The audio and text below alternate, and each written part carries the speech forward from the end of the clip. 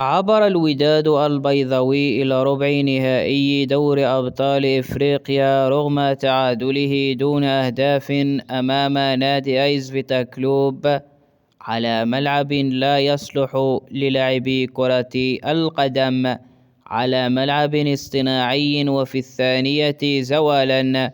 وبنقطة التعادل رفع رصيده الوداد إلى 10 نقاط في الصدارة بعدما حصد 3 انتصارات متتالية وتعادل وهزيمة أمام شبيبة القبائل الجزائري، وتتبقى له جولة واحدة وهي الجولة السادسة.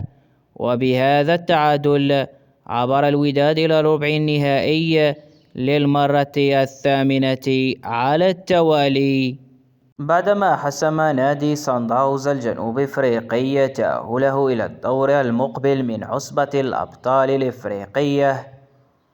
كانت مباراة شكلية أمام الهلال السوداني، في حين الهلال السوداني كان يبحث عن الانتصار للعبور إلى الدور المقبل.